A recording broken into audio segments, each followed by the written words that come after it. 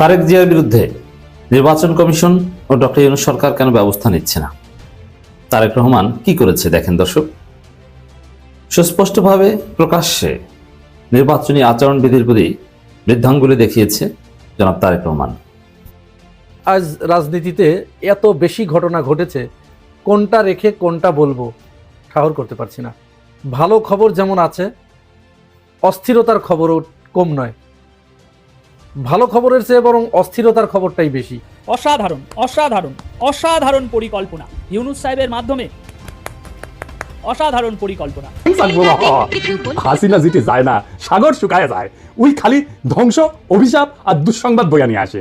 প্রিয় ভারতবাসী, রাখেন, আরো বেশি দিন রাখেন, ডাইনির আশ্রয় দেন। দিল্লিতে শেখ হাসিনা জুমের মাধ্যমে সংবাদ সম্মেলন করবে এবং সেখানে সমস্ত দিল্লিতে অবস্থানরত যত বিদেশি সাংবাদিক আছে তাদেরকে আমন্ত্রণ জানানো হয়েছে এবং সেই সাংবাদিকদের সঙ্গে তিনি জুমের মাধ্যমে সংবাদ সম্মেলন করবেন। দর্শক, নতুন একটা নিউজ আপনাকে স্বাগতম। প্রিয় দর্শক, বাংলাদেশের যে বর্তমান রাজনৈতিক প্রেক্ষাপট এবং যে পরিস্থিতির সৃষ্টি হয়েছে তারই আলোকে আপনাদের সামনে বেশ কয়েকটা গুরুত্বপূর্ণ ভিডিও নিয়ে হাজির হয়েছি, যার কিছুটা অংশ বিশেষ ইতিমধ্যেই ভিডিওর শুরুতেই দেখেছেন।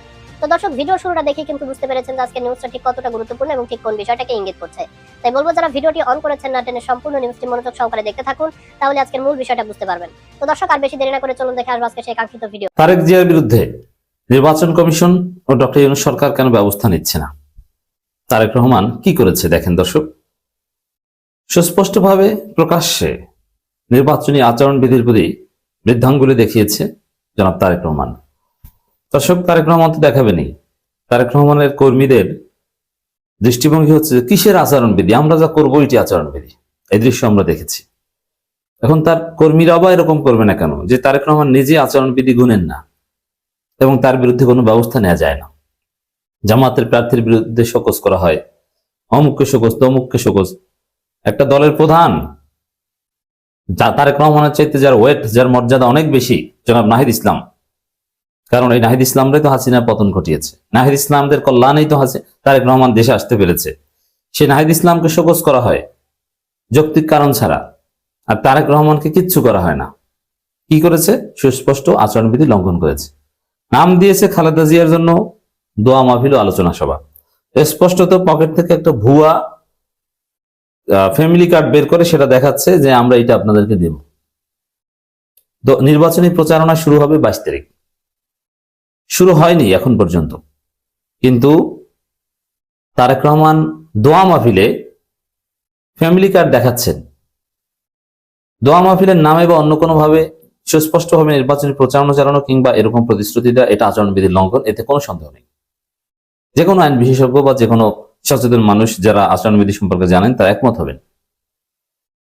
বিভিন্ন মিডিয়া স্পষ্ট ছবি প্রকাশ করেছে এবং ভিডিও তো আছেই যে তারেক রহমান পকেট থেকে একটা ভুয়া ফ্যামিলি কার্ড বের করে দেখাচ্ছেন। যদিও বিএনপির এই ফ্যামিলি কার্ড জামাতের পলিসি সামিটের কাছে উড়ে গেছে। জামাত যে পলিসি উপস্থাপন করেছে তারপরে এসব ফ্যামিলি কার্ড এগুলোর গোনার টাইম নেই। জামাত যে স্মার্ট কার্ডের কথা বলছে, দ্যাট ইজ ইমপ্লিমেন্টেবল, এবং কিভাবে সেটা জামাত দেখিয়েছে এবং তাদের স্মার্ট কার্ডের মধ্যে কি কি থাকবে সব দেখিয়েছে। আর বিএনপির ফ্যামিলি কার্ড এটা অলরেডি ভুয়া প্রমাণিত হয়েছে, কারণ এটা দেওয়া সম্ভব না। এটা দিলে বাংলাদেশে একটা বিশৃঙ্খলা ঘটবে। জিডিপির টোটাল বাজেটের কমপক্ষে 5 থেকে 6% খরচ করতে হবে, যেটা আকাশ থেকে উড়ে আসবে না। এই টাকা কোথায় পাবে? আবার এই ব্যয় নির্বাহ করতে যে সবাইকে ফ্যামিলি কার্ড দিতে, যে প্রত্যেক ফ্যামিলিতে, বিশেষ করে দরিদ্র এবং হতদরিদ্র, এই দরিদ্র হতদরিদ্রের সংখ্যা নির্ধারণ করতে যে কয়েকশো কোটি টাকার জালিয়াতি হবে এবং এগুলো ইমপ্লিমেন্ট করতে বিএনপির চাঁদাবাজি তো আছেই। রাষ্ট্র কোলাপস করবে এবং সবাইকে দিবে। বাংলাদেশে অতি দরিদ্র, অতি ভালনারেবল যারা, তাদেরকে বিভিন্ন কার্ড বা বিভিন্ন সুবিধা দেওয়া হচ্ছে, সেটা নিয়েই কত কিছু। আর এখন সবাইকে দিবেন, এর মানে অতি দরিদ্র। আজ রাজনীতিতে এত বেশি ঘটনা ঘটেছে, কোনটা রেখে কোনটা বলবো ঠাহর করতে পারছি না। ভালো খবর যেমন আছে, অস্থিরতার খবরও কম নয়। ভালো খবরের চেয়ে বরং অস্থিরতার খবরটাই বেশি। এর ভিতরে সবচেয়ে ভয়াবহ যে ঘটনাটি ঘটেছে চট্টগ্রামের সীতাকুণ্ড উপজেলার জঙ্গল সলিমপুর গ্রামে। অনেকেই বলে থাকেন এই জঙ্গল সলিমপুর হচ্ছে বাংলাদেশ রাষ্ট্রের ভিতরে আরেকটি রাষ্ট্র।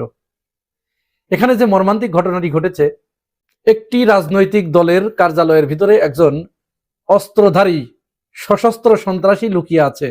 এই খবর পেয়ে র্যাব সদস্যরা সেখানে রেড দেয় এবং তাকে গ্রেপ্তার করতে যায় এবং তাকে গ্রেপ্তারও করে। গ্রেপ্তার করে নিয়ে যখন বেরিয়ে আসবে তখন সেই রাজনৈতিক দলের নেতাকর্মীরা, ওই অফিসের ভিতরে থাকা নেতাকর্মীরা র্যাব সদস্যদের সরকারি অস্ত্র কেড়ে নিয়ে পায়ে গুলি করে মোতালেব হোসেনের, এবং মোতালেব হোসেন যখন পড়ে যায়, পড়ে যাবার সাথে সাথে তাকে পিটিয়ে সেখানেই মেরে ফেলে। এই যে এত বড় একটা ঘটনা, ঘটনাটি গতকালকে ঘটেছে 19 তারিখ, 19শে জানুয়ারি সোমবার। বাংলাদেশের কোন মিডিয়ায় এই ঘটনার বিস্তারিত বিবরণ আসে নাই। কেউ, কোন রাজনৈতিক দল, শুধু তাদের রিপোর্ট হচ্ছে একটি রাজনৈতিক দলের অফিসে। সেই রাজনৈতিক দলটি কোন রাজনৈতিক দল কেউ এটা মুখে স্বীকার করে নেই, মুখ দিয়ে পর্যন্ত উচ্চারণ করে নেই। সেই রাজনৈতিক দলটি কি আপনারা বুঝতে পারছেন? সেই রাজনৈতিক দলের অফিস হচ্ছে বাংলাদেশ জাতীয়তাবাদী দল, বিএনপির একটি অফিস। এটি হচ্ছে প্রকৃত ঘটনা। বাংলাদেশের কোন মিডিয়া বিএনপির নামটি পর্যন্ত উচ্চারণ করার সাহস পায় নাই। কোন দিকে যাচ্ছে রাজনীতি, বাংলাদেশের রাজনীতি কোন পর্যায়ে যাচ্ছে আপনারা কি একবার ভেবে দেখেছেন? এই ঘটনাকে আপনারা কি স্বাভাবিক মনে হয় আপনাদের কাছে? এটি কিন্তু মোটেই স্বাভাবিক নয়। এটি নিঃসন্দেহে এই নির্বাচনকে বানচাল করার একটি ষড়যন্ত্র। আমরা বলেছিলাম না, দীর্ঘদিন ধরে আমরা বলে আসছি, বিএনপি যখন দেখবে যে এই নির্বাচনে তাদের পরাজয় নিশ্চিত, তখন বিএনপি নির্বাচন বানচাল করার যত রকমের ষড়যন্ত্র আছে সব করে যাবে। অলরেডি কিন্তু তারা শুরু করেছে, তারা অলরেডি উস্কানি দেওয়া শুরু করেছে। আব্দুল মুতালেবকে হত্যা করা তার প্রথম পদক্ষেপ। তার বাস্তব উদাহরণ হচ্ছে সাকসু নির্বাচন। শাহজালাল বিজ্ঞান ও প্রযুক্তি বিশ্ববিদ্যালয়ের ছাত্র সংসদ নির্বাচনকে তারা, নির্বাচনের আগে তারা আর কোনো নির্বাচন চায় না, জাতীয় নির্বাচনের আগে। কারণ তারা তো বুঝতে পারছে তাদের পায়ের তলায় মাটি নাই। হারতে হারতে তাদের এখন এমন অবস্থা যে বারবার, যদিও তারা বারবার মুখে বলছে যে এই নির্বাচনে, ছাত্র সংসদ নির্বাচনের সাথে জাতীয় নির্বাচনের কোনো সম্পর্ক নাই, এখানে কোনো প্রভাব পড়বে না, কিন্তু তারা তো জানে, ভিতরের খবর তো তারা জানে। তারা সেখানে আইন করে, মামলা করে, রিট করে সাকসু নির্বাচন তারা বন্ধ করেছে। আজকে আমি যখন এই ভিডিও করছি 20শে জানুয়ারি 2026 মঙ্গলবার, এই পীরের বাগে, ঢাকার পীরের বাগে একটি মসজিদে জামাতের মহিলা কর্মীরা এবং জামাতের লোকজনরা নির্বাচনী প্রচারণা চালাতে গিয়েছিলেন, ভোট চাইতে গিয়েছিলেন। বিএনপির নেতা কর্মীরা তাদেরকে সেখানে পিটিয়ে 16 জনকে আহত করেছে। মহিলাদেরকে তারা শ্লীলতাহানি করেছে, মহিলাদেরকে পিটিয়েছে। মহিলারা মারের চোটে সেখানে টিকতে না পেরে মসজিদের ভিতরে ঢুকে গেছে, মসজিদের ভিতরে গিয়ে তারা তাদেরকে পিটিয়েছে। এই হচ্ছে বিএনপি। এটা কেন এই কাজ করছে? নির্বাচন বানচাল করার জন্য। নির্বাচন এরা হতে দেবে না, কারণ তাদের কাছে এই রিপোর্ট আছে যে তারা এই নির্বাচনে ম্যানিপুলেট ছাড়া, ইঞ্জিনিয়ারিং ছাড়া জনগণের ভোটে তারা কোনো মতো অবস্থায় 10টা সিটও বিএনপি পাবে না। কারণ বিএনপির অবস্থা কি জনগণ দেখছে না? এই বিএনপি আর আওয়ামী লীগের ভিতরে কোন জায়গায় পার্থক্য আছে কেউ কি বলতে পারবেন? এখন কেউ বলতে পারবেন না। বিএনপিও বলতে পারবে বিএনপিকে কেন জনগণ ভোট দেবে, এর একটি কারণ, বেশি না, 10টি 5টি দরকার নেই, একটি কারণ বিএনপি মানুষকে বোঝাক যে এই কারণে আমাদেরকে ভোট দাও। আওয়ামী লীগ যা করেছে, বিএনপি কি তার কোনো একটা কাজ কম করছে? কোনোটাই কম করছে না। উপরন্তু বিএনপি ক্ষমতায় আসলে, বিএনপি ক্ষমতায় আসা মানে আওয়ামী লীগ ক্ষমতায় আসা। আমরা তো বিএনপিকে দীর্ঘদিন ধরে ভাবছিলাম যে তারা দেখি পথে আসে কিনা, তারা বাংলাদেশের জনগণের পক্ষে কথা বলে কিনা, কিন্তু না, তারা বাংলাদেশের জনগণকে থোড়াই কেয়ার করে আওয়ামী লীগ নিয়ে তারা পড়ে আছে। তারা আওয়ামী লীগ হলেই তাদের আর কিছু লাগবে না, কারণ তাদের মাথার ভিতরে এটা ঢুকেছে আওয়ামী লীগের ভোট 30% আর তাদের 30%, এই 60%, ব্যাস 60% ভোট মানে তো ক্ষমতা। কিন্তু এর ভিতরে যে অনেক কিছু ঘটে গেছে, অনেক হিসাব নিকাশ যে পাল্টে গেছে, এই হিসাব নিকাশ বিএনপির নাই। কারণ এখানে তো তাদের কেউ রাজনীতি করার লোক নেই, তাদের নেতা ছিল দীর্ঘদিন 17 বছর বাইরে। এর ভিতরে আরেকটি ঘৃণ্য কাজ যেটি করেছে এই যে ডক্টর খালেদুজ্জামান, তারেক রহমানের যিনি প্রতিদ্বন্দ্বী ঢাকা 17 আসনে, এই ডক্টর খালেদুজ্জামান, আমি আজকে ভেবেছিলাম সকাল থেকে একটা রিপোর্ট যখন দেখছি, গতকাল সন্ধ্যা থেকে যখন দেখছি, তখনই আমি ভেবেছি যে খালেদুজ্জামানকে ধরবো, জামাতকে আমি আজ ধরবো, জামাতের একটু সমালোচনা করব। কেন ভুয়া সার্টিফিকেট দিয়ে জামাতের এই ডাক্তারকে ডাক্তারি করতে হলো? মানে সমস্ত সোশ্যাল মিডিয়ায় পুরা সয়লাভ হয়ে গেছে তারেক রহমানের যিনি প্রতিদ্বন্দ্বী জামাত প্রার্থী খালেদুজ্জামান, তিনি ভুয়া সার্টিফিকেট দিয়ে ডাক্তারি করছেন। আমার তো তখনই মনে হলো যে আমি ধরবো, কিন্তু গণেশ তো উল্টে গেল। আজকে এই খবর হয়তো দেখতে দেখতেই তার সহকর্মী 2 বছরের সিনিয়র ডক্টর ওয়াহিদ হোসেন, ঢাকা মেডিকেলে তিনি সহকারী অধ্যাপক এবং ইন্টারভেনশনাল পেইন বিশেষজ্ঞ, তিনি এই হাটে হাঁড়ি ভেঙেছেন এবং সর্বশেষ আজ সন্ধ্যায় ন্যাশনাল ডক্টরস ফোরাম এনডিএফ এর যিনি ভাইস চেয়ারম্যান, তিনি সাংবাদিক সম্মেলন করে বিষয়টি পরিষ্কার করে দিয়েছেন। বিএমডিসি অর্থাৎ Bangladesh medical and dental council, এরা ডক্টর খালেদুজ্জামানকে একটা শোকজ করেছে যে আপনার ভুয়া সার্টিফিকেট দিয়ে আপনি ডাক্তারি করছেন। শোকজ এই কারণ দর্শানোর নোটিশ দেন, কেন আপনি এটি করছেন। তার কি ডিগ্রি ছিল খালেদুজ্জামানের যে ডিগ্রিটি ছিল, এই ডিগ্রিটি বাংলাদেশে আর কারো নাই।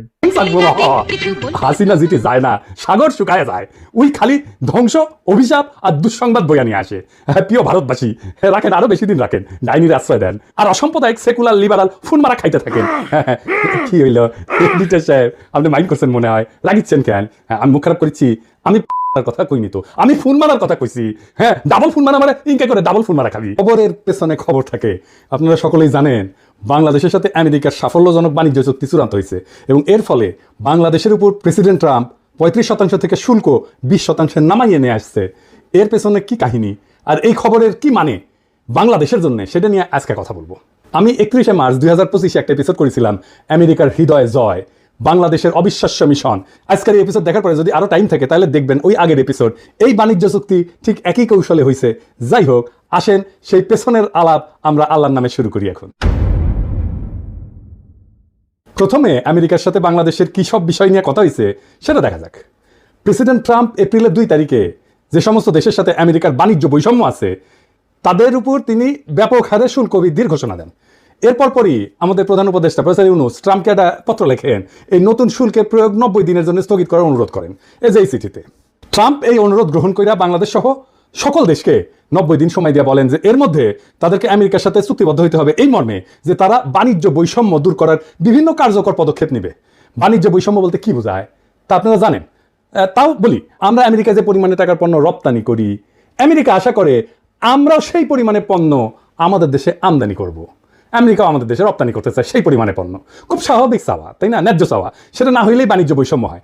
ইন্ডিয়াও ওই একই কাজ করে আমাদের সাথে, মানে আমাদের দেশে বেচে 100 টাকা আর আমাদের দেশ থেকে কেনে 4 আনা জিনিস। যাই হোক, ট্রাম্পের কাছে পাঠানো প্রফেসর ইউনূসের চিঠিতে আমরা জানতে পারলাম যে এর 2 মাস আগে তিনি হাই রিপ্রেজেন্টেটিভ ডক্টর খলিলুর রহমানকে, তিনি বর্তমানে একই সাথে জাতীয় নিরাপত্তা উপদেষ্টা, তাকে ওয়াশিংটনে পাঠিয়েছিলেন আমেরিকার কাছে এই প্রস্তাব দিতে যে বাংলাদেশ স্বতঃপ্রণোদিত হইয়া আমেরিকার সাথে তার বাণিজ্য বৈষম্য দূর করার পদক্ষেপ নিতে চায়। নিজে থেকে বলছে বাংলাদেশ সর্বপ্রথম দেশ যে আমেরিকার কাছে এই ধরনের প্রস্তাব দেয়, দুনিয়ার মধ্যে প্রথম দেশ। এটা মাথায় রেখেন, লিখে রাখেন। চিন্তা করে দেখেন, ট্রাম্পের অ্যাকশনের 2 মাস আগেই প্রফেসর ইউনূস এবং ডক্টর খলিল বুঝতে পারছিলেন যে ট্রাম্প বাণিজ্য বৈষম্যের বিষয়ে অ্যাকশন নেবেন এবং তাই তারা এই আগাম পদক্ষেপ নেন। ট্রাম্প যখন এপ্রিলে শুল্ক বৃদ্ধির ঘোষণা দিলেন ততদিনে কিন্তু বাংলাদেশ বাণিজ্য বৈষম্য কমাই আনার কাজ শুরু করে দিচ্ছে, মানে আমরা আগাইছিলাম। ট্রাম্পের কাছে লেখা প্রফেসর ইউনূসের চিঠির একটা বিষয় লক্ষ্য করলে বোঝা যাবে যে তিনি বাণিজ্য বৈষম্য কমানোর এই কাজে আসলে কি হাসিল করতে চাইতেছেন। তিনি বলছেন যে বাংলাদেশ আমেরিকার কাছ থেকে অধিক পরিমাণে কৃষি পণ্য ক্রয় কইরা বাণিজ্য ঘাটতি মেটানোর চেষ্টা করবে। এটাই আমি বলছিলাম হার্টল্যান্ড, হৃদয় জয়। হার্টল্যান্ড মানে যে সমস্ত আমেরিকার প্রদেশ কৃষি পণ্য তৈরি করে। আমি ওই ভিডিওতে বলছিলাম হার্টল্যান্ড। এডিটর সাহেব এটা দেখা দেন না, সবাই না দেখুক আমি কি কইছিলাম।